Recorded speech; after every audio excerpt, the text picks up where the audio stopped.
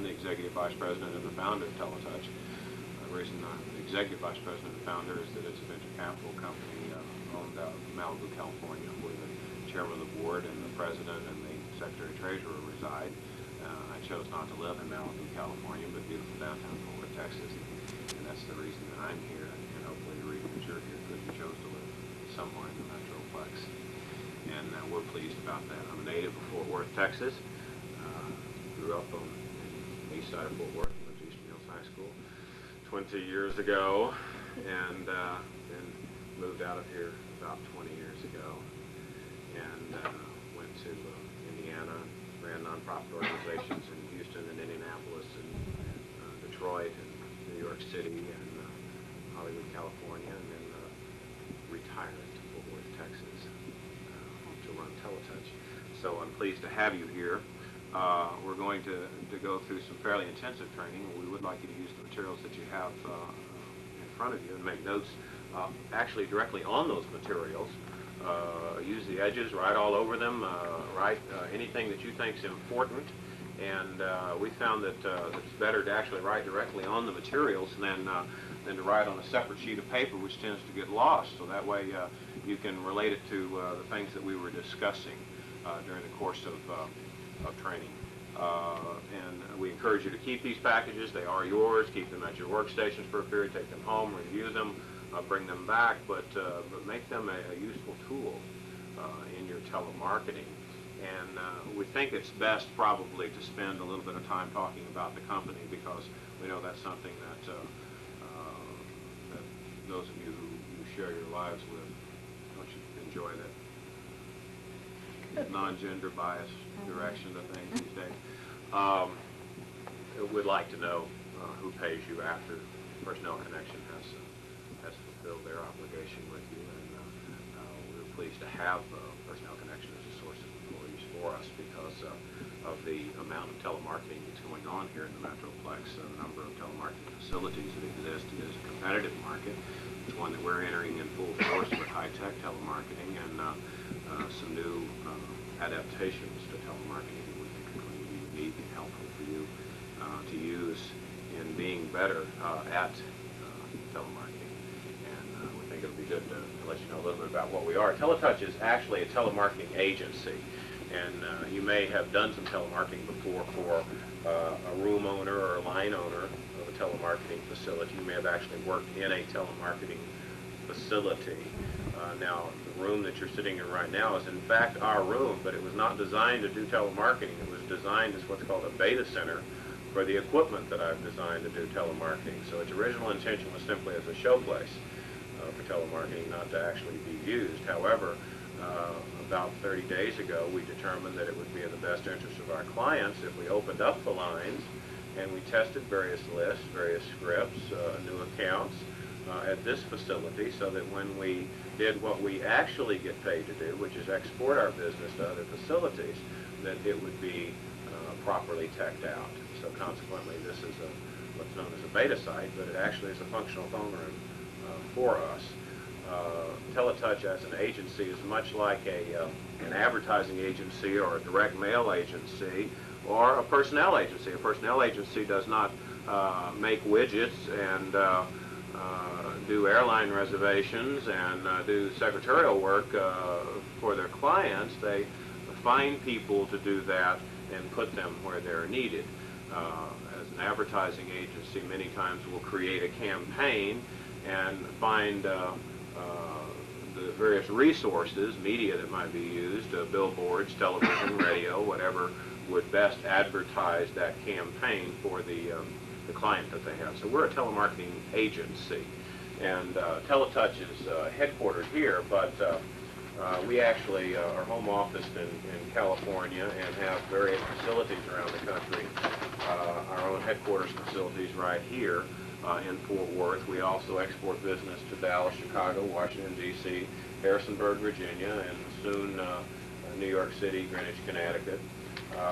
We have a number of other facilities also interested in our business, and we're very excited in qualifying them for the kind of business that we do. our four particular functions so that you understand them a little bit better, that make us different from a telephone line owner who simply is in the commercial telemarketing business, is that our primary source of revenue is brokering telemarketing to existing facilities. As I've indicated to you, we actually represent the clients. We create the script, we design the package, we have the paper stock printed for fulfillment of telemarketing. We do the audio recording, we find the celebrities, we make contact with them in our special sort of influence calling that we do.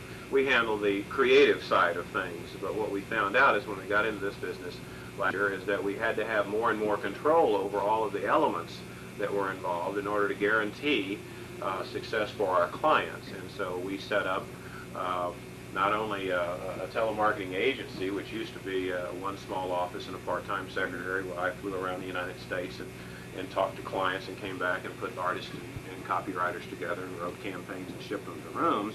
But now we also have a full-time staff of 11 and a part-time staff of 40 some odd, including our telemarketing representatives, who then guarantee the success of our accounts by having us manage the controlled elements of the account, the data processing, the caging of funds, the printing of the letters, the mail shop work that's done in that, and now, of course, actually much of the testing of the telemarketing is done by us before we send it out to other facilities. We currently export business to 2 additional facilities, one in Chicago and one in Harrisonburg, Virginia, and we have 7 facilities that from time to time we use. We also have in the past done and may do in the future management of existing telemarketing facilities. Now, we tend to only do this with commercial facilities that are already engaged during daytime hours. Perhaps they're an insurance firm that does lead generation during the day, and maybe their operators all go home at 5 o'clock, and yet here's all the phones, there's all the computers, there's everything that's necessary to run a telemarketing facility, except it shuts down at 5 because everybody's already worked 8 hours by that time. And so we may go in and actually manage that facility for that owner at night with our accounts, actually hire the people and manage the room for them. We also are in the process of designing a state-of-the-art telemarketing facility in Minneapolis, St. Paul, and we are currently involved in the creation of hardware-software applications for telemarketing and for end-user applications, actually for persons who would do their own telemarketing but on a very small scale, perhaps from their place of business or in our particular area of specialty from their not-for-profit organization, so that an organization that could not afford to have access to a service bureau like we are here, or the 200 or 300 lines that we have in some of our other facilities, could still do telemarketing, high-quality telemarketing. A small charity in a small location that would not have a large enough demand for service bureau work. So this is basically what we do, and you're concerned with the actual telemarketing activities at our own facility.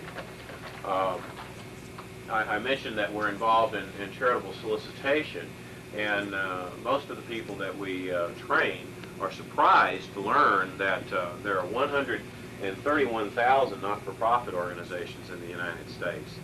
That seems sort of awesome, but 131,000 nonprofit organizations competing for $74 billion a year that's given away by the American public. $74 billion. So consequently, this is no small industry. This is equal to many of the Fortune 100 companies, and in fact competitive with some of the major manufacturing industries in the United States on an annual basis. So it is an industry employing tens of thousands of people, hundreds of thousands of part-time people. Millions of volunteers are involved in the process of soliciting funds for not-for-profit organizations. Some of the largest nonprofit organizations raise as much as $1 billion in the United Way. Some individual organizations that you may be aware of, the American Cancer Society has a budget exceeding $200 million a year. I happen to have been in the past the national fundraiser for the American Diabetes Association at number 2 Park Avenue in New York City.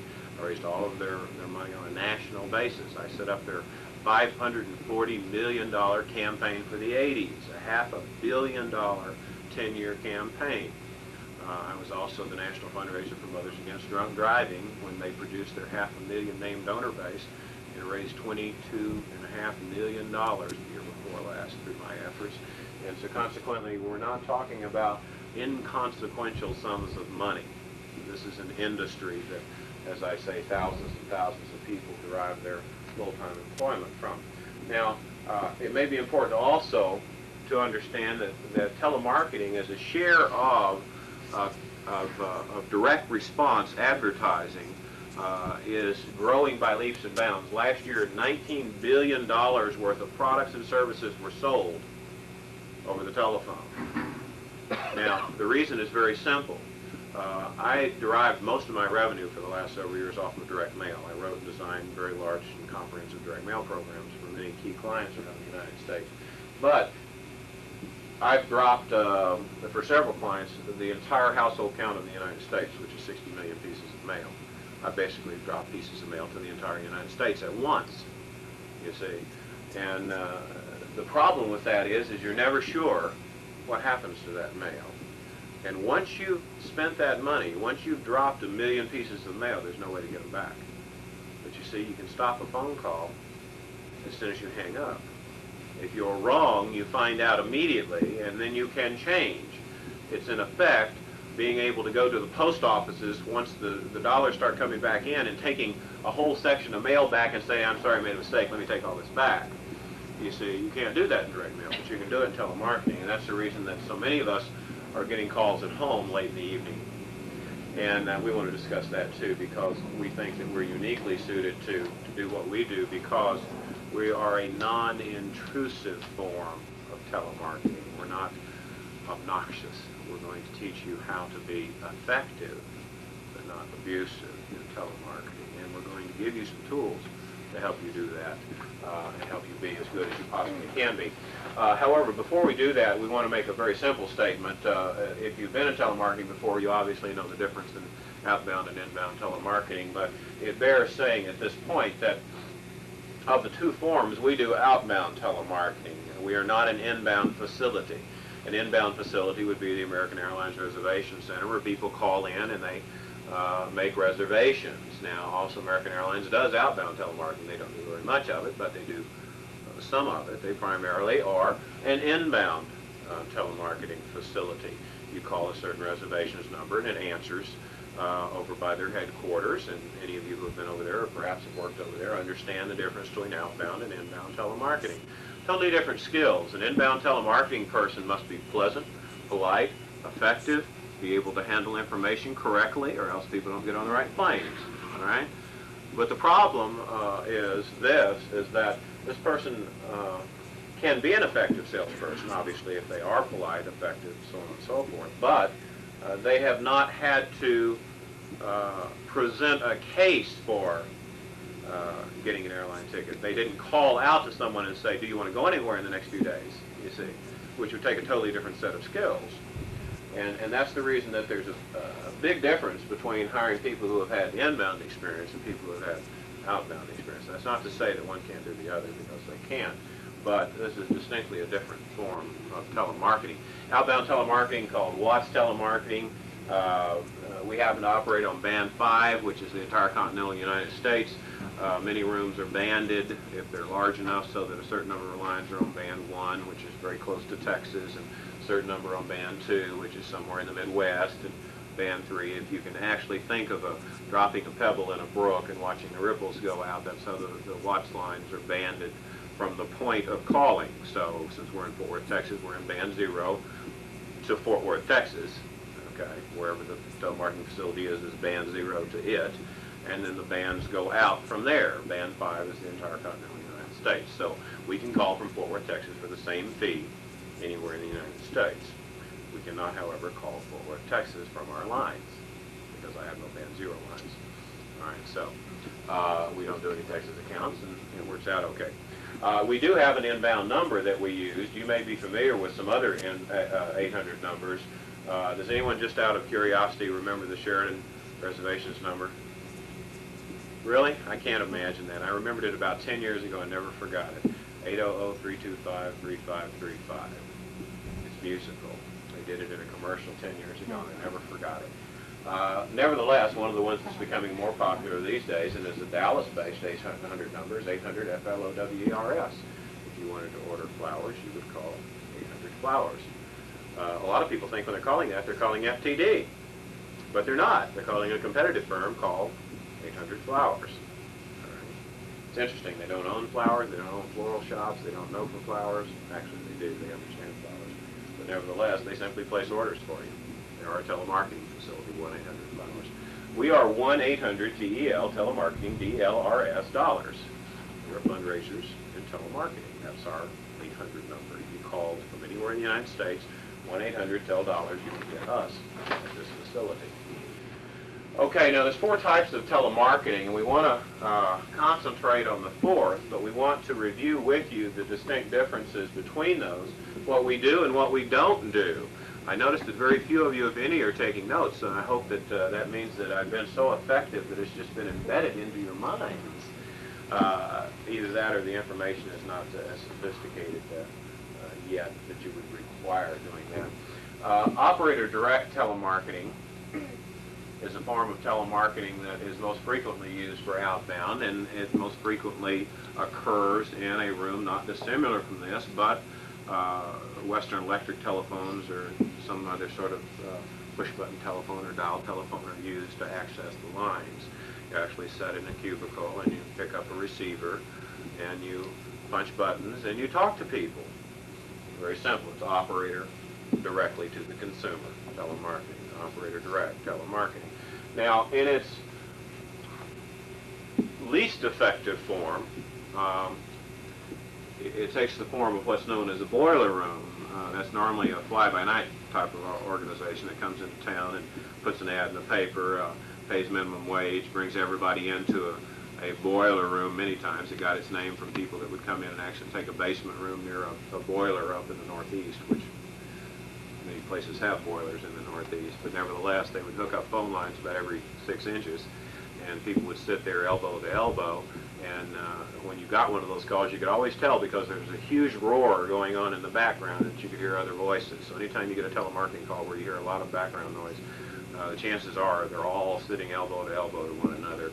And so I always tell my people, buyer beware on that, because they may not be there to deliver the product that you ordered afterwards. But let me also say that some of the most effective telemarketing done in America right now is done operator direct. The reason is it's inexpensive. It does not require expensive computers and other technology to do it. So consequently, the margin is passed along to the customer. What is the major deficiency in operator direct? There is so much of it now that the customers are becoming jaded. They're becoming desensitized to telemarketing. You get a call from an operator direct and you almost tune it out immediately. You know, what are you selling me? Has this got anything to do with soffit fascia? Is this an aluminum siding sort of thing? I mean, when somebody calls me in home and says, hi, Mr. Walton, we've had a survey team out in your neighborhood. Are you the Joe Walton that has the brick home at 2818 North Albert Street? Now, of course, I don't. Anybody that had a survey team in my neighborhood would know that I've had aluminum siding on my house for 20 years. And when I say, no, I'm the Joe Walton who owns the aluminum-sided house at 2818, they say, oh, I'm sorry, there must have been a mistake. There was no mistake. They're calling a Kohl's directory. They're calling from the phone book. There's no sophistication. They didn't have a survey team in my area. They'd know I don't have a brick house. If they had anybody with 2 eyes that wasn't blind in my neighborhood, you see. And so that is simply a way to qualify me very inexpensively. I mean, they've on the line 14 seconds, they're gone. They're off to another one who may, in fact, have a brick house. Actually, they're not looking for people with brick houses. They're looking for people that don't have aluminum siding. So when I tell them I do, they exit the call very, very quickly, you see. So the problem with operator direct is it's the low price spread. Okay, it's the inexpensive way to do telemarketing now. And a lot of the donors, a lot of the consumers are like, what is this about? Okay. All right, let's pass on to the second one, computer-assisted operator direct. Now, the issue here is that the call is still handled by an operator directly. The message is delivered by a live human being, all right? But the call was placed by a computer. All right, now why is that more effective? Well, The reason it's more effective is operators, all of them, and I've sat on the lines, and I can still sit on the lines any hour, any day, and race as much as anybody in this room ever will be able to, because I understand this process, and I follow my own instructions. But a lot of people will get a deck of cards when they're doing calling, and they'll sit there on operator direct, and somebody named Thompson will have cursed them out in the previous call, and the next time they hit a Thompson in their deck, they'll go, "Oh, Thompson, there's another one of those." Okay, and they'll go like this. And the problem is, if you do that frequently enough, you'll find that you're spending all day long shuffling your deck instead of dialing the phone. And so computer-assisted operator direct has two advantages. Number one, you don't dial the numbers. The computer dials the numbers, you see. And so what happens is it dials it quicker than you can think about it. And the computer also monitors who the last person to hang up was.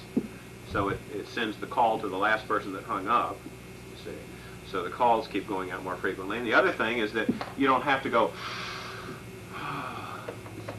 okay, and kind of get your courage up, because the computer's done it for you. Also, the number rings in your ear, and you go, "Oh my goodness, there's a person that wants to talk to me. I'll tell them a story. It'll be nice." You see? Now, psychologically, you understand that the computer actually called it. The person didn't call you, but there is some break in knowing that the call has already been placed, and now all you have to do is perform. So computer-assisted operator direct does better than operator direct statistically. All right? The most controversial form of telemarketing, and the one that's about to be legislated out of existence, is sequential dialing. Now, sequential dialing, I got a sequential dial call the night before last at 4 minutes until 10. Now, I go to bed about that time. Actually, my mind went to bed about an hour before that, but nevertheless, my body is on its way at that point. And I got a call, and I hate getting calls late at night because it's always somebody down here who has this urgent problem that has to be dealt with. But nevertheless, at 10 o'clock at night, I don't expect too many phone calls, but I got one, and it was a very obnoxious recorded message with Star Spangled Banner going on in the background. I may have won $10 billion, and if I'll just stay on the line and buy 15 magazines, everything, my life will be changed forever. And it's just so intrusive, you see, because you can't do anything but hang up on it or listen to it. There is no choice. You can't respond to it. It tells you its story, and then it stops. All right. And of course, the problem with sequential dialing is that they're incredibly stupid machines. You set them on a number in the morning, and you either set them on an ending number or you let them run for 8 hours, and they just keep dialing numbers sequentially. They'll roll over and call the next number, and then they'll stop and roll over and call the next number. And it doesn't require any operators. Bad news for you. Okay? But it does require a whole host of people that have to listen to all of that cursing on the tapes that's recorded afterwards, you see, for everybody who they offended during the course of the day. They normally set them to go on at 8 o'clock in the morning and go off at 10 o'clock at night, which is the reason you get calls at 4 minutes till 10. But nevertheless, they're being legislated out of existence. In fact, the new laws that are being passed require anyone having a sequential dialing machine to open the call with a statement from a live operator that they are about to get a recorded call, and give them the telephone number to call if they are offended by it.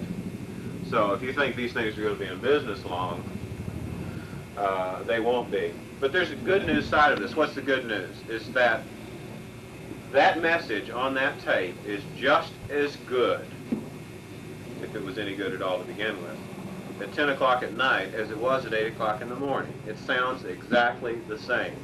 14 hours running, that voice has just as much enthusiasm as it did at 8 o'clock that morning. It also has just as much enthusiasm as it did 3 months before when it was recorded. You see, it has whatever it has, and it keeps doing it at that quality. So if it's real good, then it's effective, all right, for a period of time to a select number of people. Actually, it's a very interesting way to qualify sales with people who probably would not be able to mount a sales force, but the problem is people overuse them, so they're abusive. Also, if they ever get caught on a trunk line, they'll, for example, if they ever found one of my Watts lines, they would just run down the room and call every one of these phone numbers because they're all in direct order to one another. you see, and every one of the operators would have to pick up and hang it up, and then it would call the next operator and the next one and the next one, because you can't shut them down. They're stupid. They just call the next number. Now, normally what people do is they eliminate all numbers ending in 00 from the sequential dialer, so you have less likelihood of getting a trunk line. All right, but we don't have 00 on any of our numbers, and neither do some of the other firms that I know of. Their numbers start at 10 or 01. You know, if they're these days, telephone equipment normally doesn't start with a trunk line and roll over. So, nevertheless, the bad news is that they're abusive. The good news is that there's high quality in the tape. High quality in the tape. All right, so what do we do that's different? We do something called influenced calling. All right. Why have you never heard the term? The reason is very simple. I invented it. All right, basically, it is a combination of the other technologies, using the best of the other technologies and not using the most intrusive and offensive and ineffective parts of the other technologies.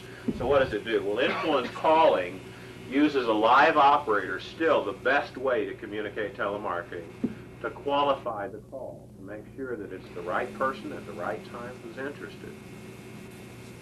It uses computers to advance the frequency of dialing and the data transmission. All right? And it uses a taped message to deliver a high-quality message 24 hours a day. Actually, we don't do it but 8 hours a day, but we stop before 10 o'clock at night. So it uses the best of operator direct, computer-assisted, and sequential dialing. Let me show you why it is non-intrusive, and I want you to take very detailed notes here. Turn a page over or use anything that you'd like, because this is essential information to your being effective telemarketers. This is the way TeleTouch cuts through the clutter and separates itself from other types of telemarketing firms or approaches. All right, basically we have a three-phase approach to telemarketing. This is how we integrate operator direct, computer-assisted operator direct, and sequential dialing advantages with what we call influence calling. Right? Now, the reason is a live operator produces the front-end script. A taped message is inserted in a qualified call, and the operator returns to the line to close the sale. Now, this is good news. If you've ever done outbound telemarketing, you've got the hard job. All I have to do is figure out where the next $250,000 is coming from. All right, you guys have got to sit down there and punch out the numbers and get it done. So we're going to make it as easy as possible for you by giving you all of the tools to use to make it more comfortable, to use other sources of input, and we are going to actually set up rules that will keep you from being offensive or abusive or intrusive in your telemarketing activity. So let's look at the front-end operator area first. The first thing that you'll notice about this is that there's 3 levels of qualification. Now let's speak of them one at a time. In your script, which we'll review in detail soon, you are to first of all qualify the name of the person who's been provided for telemarketing. This is James Easton. So consequently, in your script, you would say, hello, Mr. James Easton, please. All right. Now, please make a note of this. You are not allowed, this is not optional, you're not allowed to make a telemarketing presentation to anyone in that household other than Mr. Easton or their spouse. The name was Mrs. Easton or their spouse. Okay? That person or their husband or wife only. You may not make a presentation to a child. You may not make a presentation to the mother-in-law visiting from Phoenix, next door neighbor in for coffee cake, or a family pet. All right? You may only make the presentation to the person whose name's been provided or their spouse. Now, on this particular account, that is our instructions. You may have an account you may be working with in the future that we will say only the name that's been provided, not even their spouse. Why? Because because when we do United Negro College Fund, it doesn't really make much sense to give a presentation to a spouse that may or may not have gone to that college or university. You see? And so consequently in that, it is donor specific. In this, obviously, we're talking about a family type of organization who the husband or the wife might have been involved in or might be interested in, so there's no reason to believe that one or the other would be less effective. Let me tell you, statistically, you'll have 6 times better results with the person whose name's been provided than their spouse. So you may even opt to not place the call to the person's spouse. You see, just exit the call and call back at a separate time when you can actually speak to that person. You may want to find out when that person might be available. See, so the conversation might have gone, Mr. James Easton, please. Mr. Easton's not in right now. This is Mrs. Easton. Mrs. Easton, is there a time that would be more convenient to place the call back to Mr. Easton? Well, yes, he'll be in this afternoon. Well, thank you very much. I'll replace the call at that time. It's very simple. You will close 6 times more presentations to the exact name on the card than you will to a spouse. You may make that choice yourself, however. Okay? Now, having qualified the name, you are speaking to the person whose name's been provided. Now, incidentally, I will say one thing because you're full-time operators. If you're calling predominantly a male-generated list, which this is, all right, because of the way we ordered it, and you're calling in the afternoon because you're full-time operators rather than nighttime operators, that percentage would not hold in the afternoon because obviously this gentleman is not going to be there in the afternoon 9 times out of 10. And if his wife is there, she is probably the person who would make those contribution decisions. Whereas at night, when both of the parties may or may not be home, it's better to speak to the person whose name's been provided. All right, so let me caveat that. In the afternoons, you probably will do just as good speaking to the spouse. Okay. Some statistics would indicate maybe a little bit better. All right, so I want you to think of it in a afternoon versus a nighttime qualification there. Nighttime, speak to the person whose name's been provided. In the afternoon, spouse would be equally appropriate. All right, having determined that this is the person whose name has been provided, then you're going to qualify their interest. You're going to qualify their interest. All right, you're going to say something along the lines of, in fact, I'll take it directly off the script. Mr. Easton, are you familiar with the important work being done by Pennsylvania Special Olympics? All right. Now, you have to stop. Telemarketing is more listening than it is talking. That's unfortunately not the case in most telemarketing firms, but it is a TeleTouch. Telemarketers listen. All right. We leave 4 separate opportunities, sometimes as many as 7, for you to stop and listen to these people. All right? So are you familiar with the important work being done by Pennsylvania Special Olympics? There's a blank there. You can put whatever state you're calling in there. The call for the various states. All right? If that person says, Special Olympics, no, I never heard of that. Okay? Then they told you something. They know very little about this. It may be very difficult to close that sale. See, if they don't know about Special Olympics now, I guarantee you that you're not going to have too many people that just don't know about Special Olympics. I venture to say each of you know something uniquely different about Special Olympics that another around this table might not. And we'll talk about that very, very soon. You have 2 possibilities. If yes, then I'm sure you're aware that the lives of thousands of Pennsylvanians mentally retarded have been improved and increased by the work being done by Pennsylvania Special Olympics.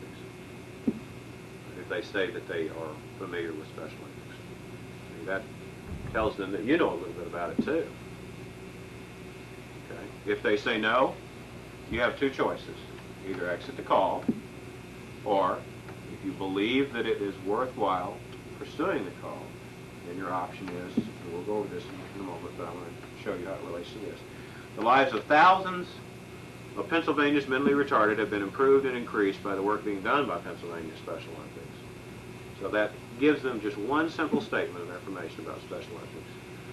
All right. If they just do not appear to be interested when they have their no statement, you may want to just exit the call at that point. I'm not asking you to teach Down syndrome to these people. It's unfair to you. See? So, you're qualifying their interest. All right? Then, it's an issue of timing. All right? None of us want to take a telemarketing call when we don't want to take a telemarketing call, for whatever reason. We're about to leave to go to church. We're about to go to the mall. We're about to sit down to dinner. We're about to go to bed. Whatever it is, if it's not the right time, it's not the right time. And you try to jam these people, all they're going to do is be abused by you. All right? I have 500,000 leads to call. You will not run out of names. Okay, so please don't be afraid. I'll give you I got a whole room in there full of these cards. So you can exit the calls as often as you want here. All right? Don't push the call farther than it needs to be taken.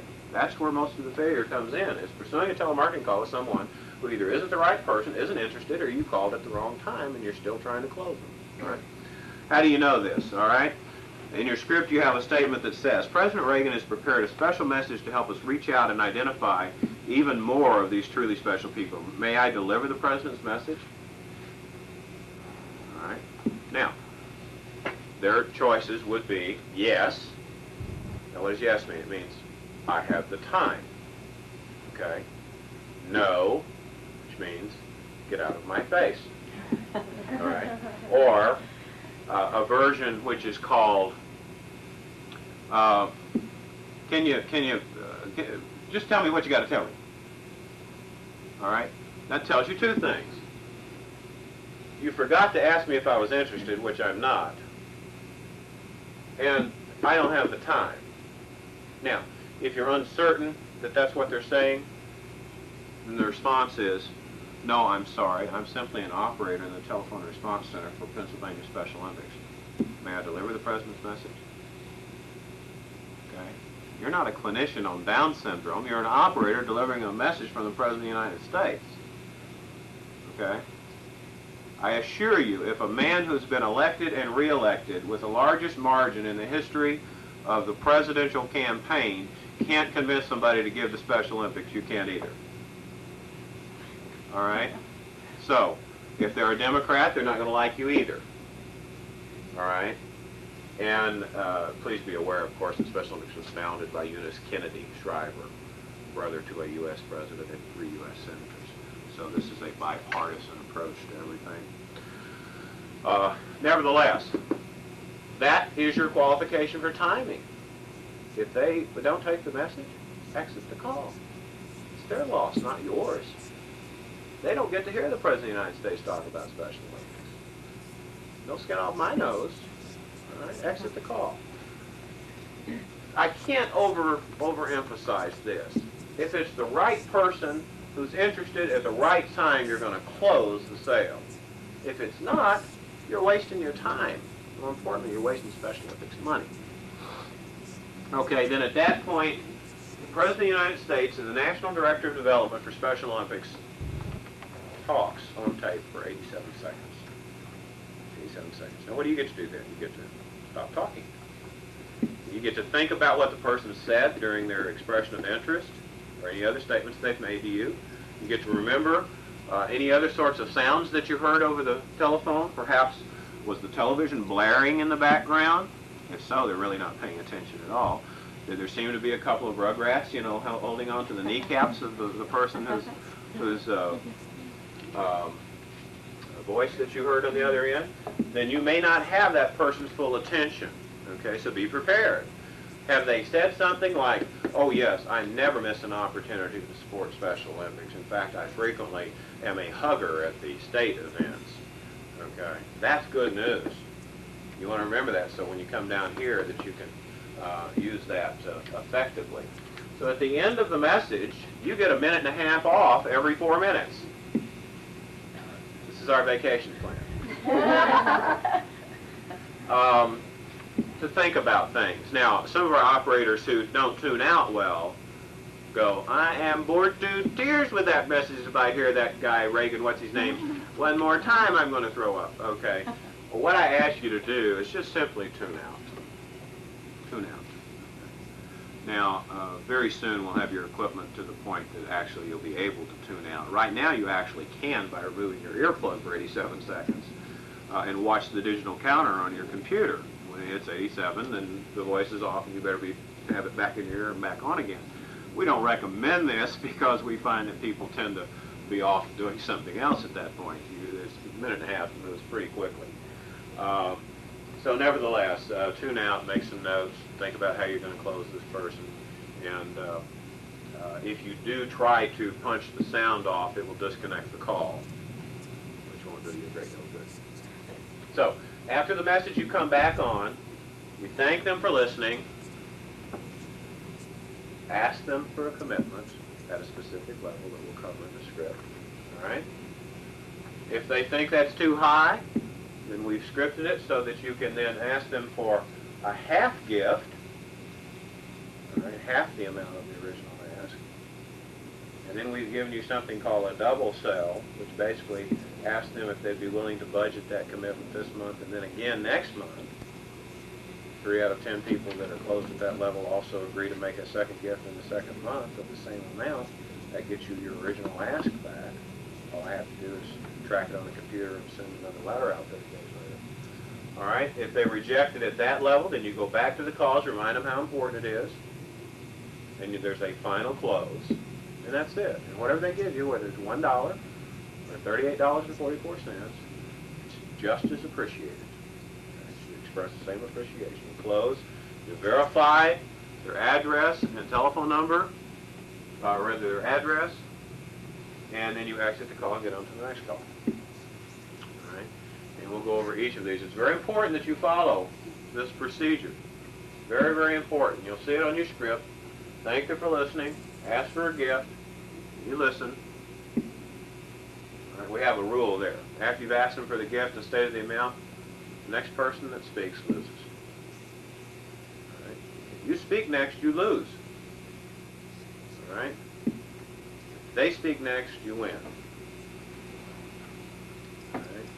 Once you've asked them for the gift, there isn't anything else to say. It's their turn. They're either going to give you or they're not. But if you go in there and say, could we count on your gift of $38.44? Oh, please, couldn't we do that? Do you remember what they told you in the tape? And start babbling incoherently, there's no way to close that presentation.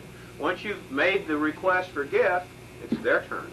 You're either going to say yes or no or maybe. All right, then you have 2 more things that you can do after that before you close the call. You're going to close most of your calls if you follow this procedure. Okay? Now let's get into that. I'm going to give you a formula for success. And I want you to tell me when this gets tough. All right? Now first of all, I want to make an admission to you. You've got a real tough job. I think it's a rewarding job. Our good operators say it's an easy job. Our bad operators say it's awful. They don't say it for very long. Nevertheless, the good operators enjoy it because what I tell them is I don't want you to begin your working relationship with us today as full-time employees. All right? I don't want you to think of this as how much money is going to be in your IRA at age 65 from your telemarketing career. All right? I don't want you to start today by wondering what your tax burden is going to be from your earnings in fiscal 86 from telemarketing. I don't even want you to worry about how many deductions are going to be taken out or what PC's fee is going to be in the next 7 days. You don't have to worry about it anyway. I have to pay it. My feet open. All I want you to do is make a contract with me for an hour. All right? An hour's worth of telemarketing is not hard. 40 years of it is terrifying. Okay. All right. I've been doing this since 1969. It's all I've done in my adult life. I've raised almost $1 billion for charities.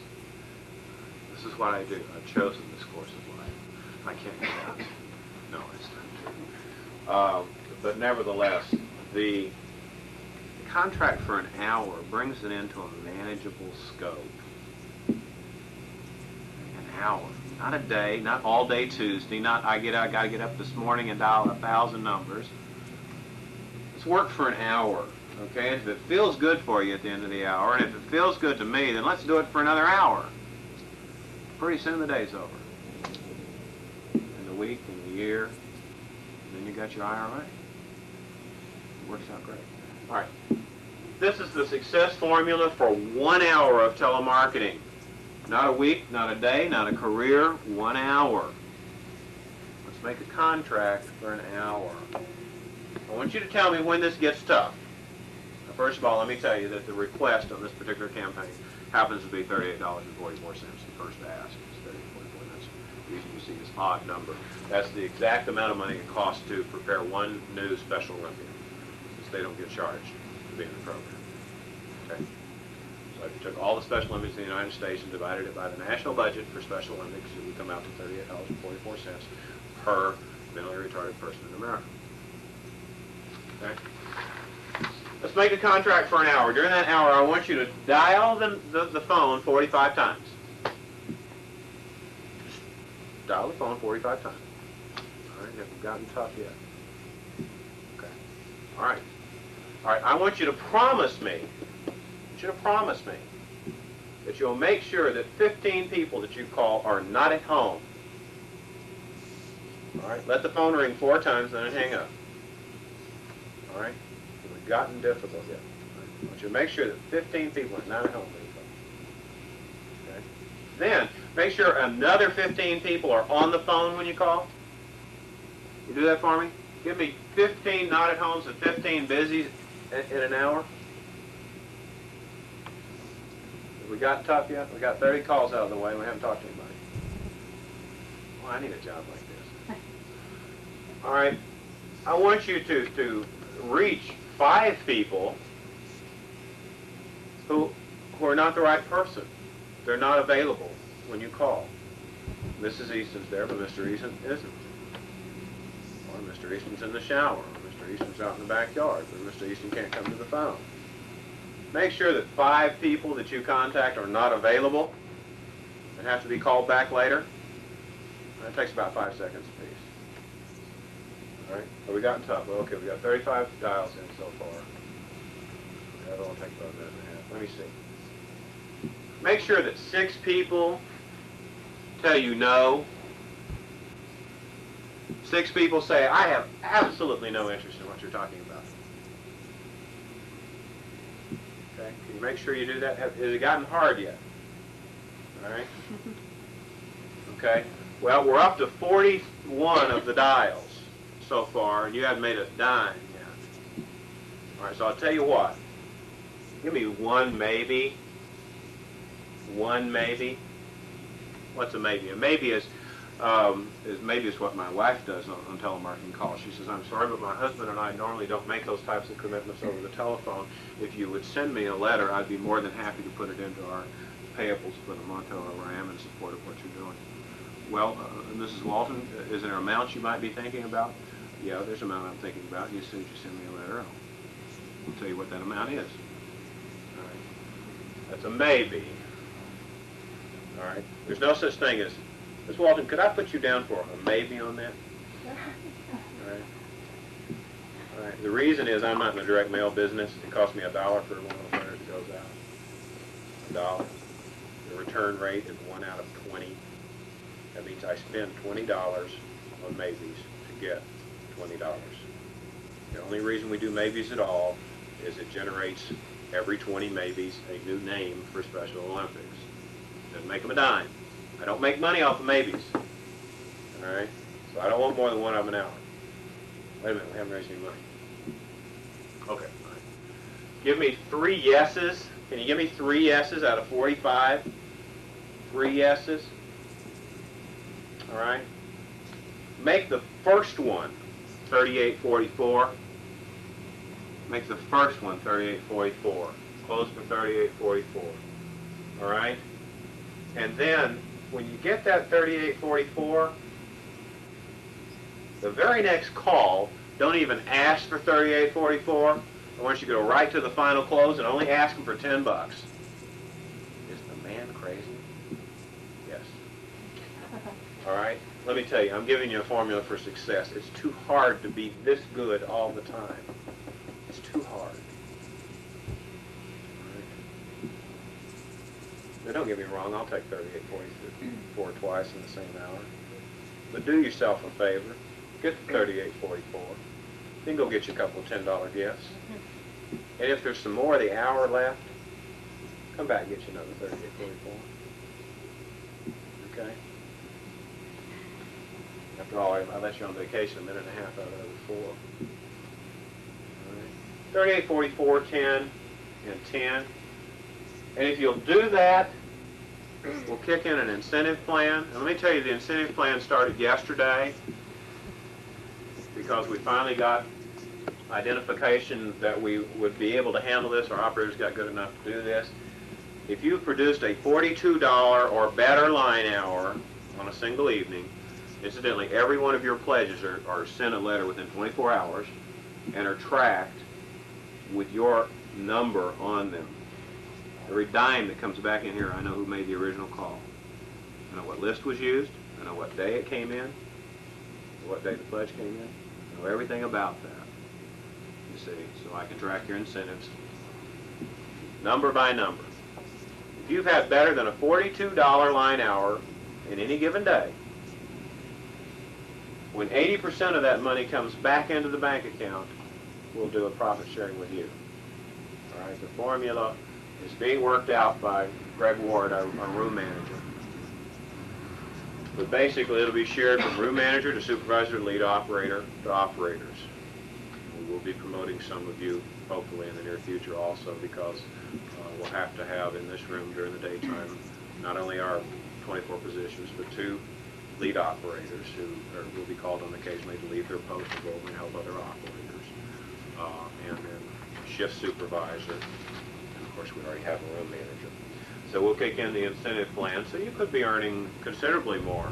It'll take about 30 to 45 days to kick it in because it takes that long for you to make the call. The letter goes out, gets to the person's house, they put it in the cubby hole of their desk. 2 weeks later, they get a reminder, and they take it out, and they write a check, and they send it back to us, and it goes back in our account. We accumulate it, we charge it back against your day, and then the next paycheck, you get an incentive. Okay? So, we've got operators in some of our other facilities that are doing 50 to 60% better than their hourly wage, 30 to 45 days out. By being good the first time, see. Okay, let me tell you why that's important, and I'm going to be real upfront with you. I'm not going to hide anything from you. Our bill to Special Olympics is $33 a line hour. Every hour you're on the phone, I charge Special Olympics $33. All right? That pays my telephone charges for my watch lines, which are about $5 an hour at night and on weekends, and about $6 or $7 an hour in the afternoons. Okay. I pay you, my professional telemarketing representatives. You're not operators. PTRs to me, professional telemarketing representatives. I have to pay the cost of all the letters that have to be sent out with first-class postage, all that kind of stuff. Okay. And I make $4 an hour. That's what I make.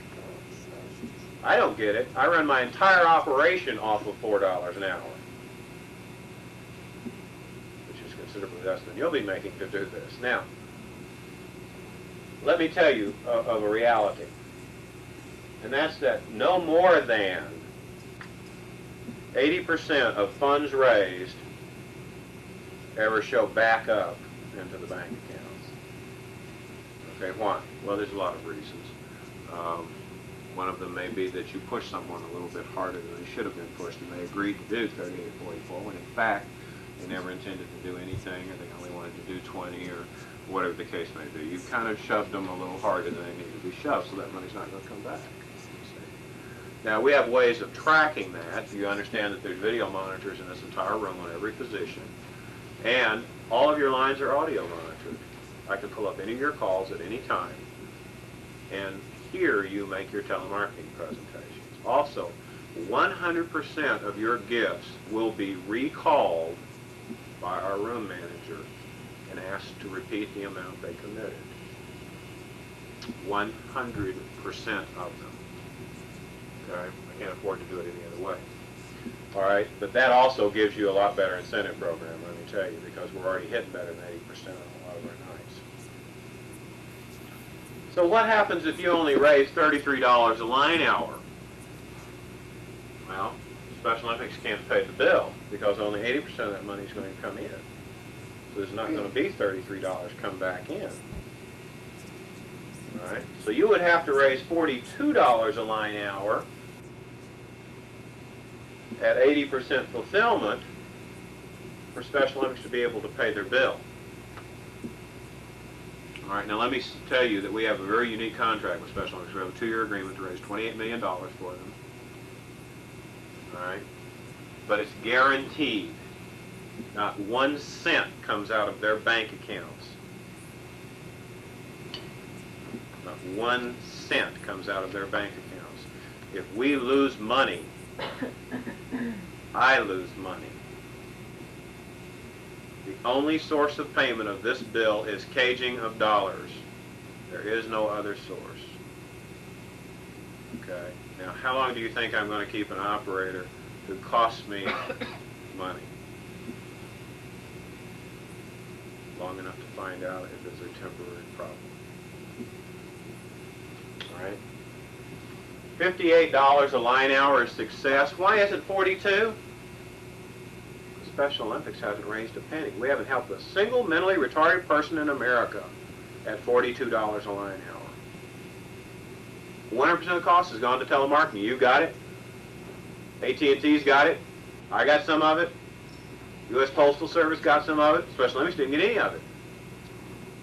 Not in the business of telemarketing. I'm in the business of raising money for a charity that needs $28 million to improve the lives of mentally retarded people in America. I can't do it on $33 a line hour or $42. I can survive on $42. The Special Olympics want to help any mentally retarded people. $58 a line hour is what we're looking for. 38. 10. They'll raise $28 million if you'll do this in the next 2 years. $28 million. All right. Let's go into a little bit about Special Olympics themselves, and then we'll go into the script a little bit. In fact, why don't we do this? Let's break for a little bit. Let's break for 10 minutes. Grab your cup of coffee, and we'll come back and we'll get into the second part of this. Okay?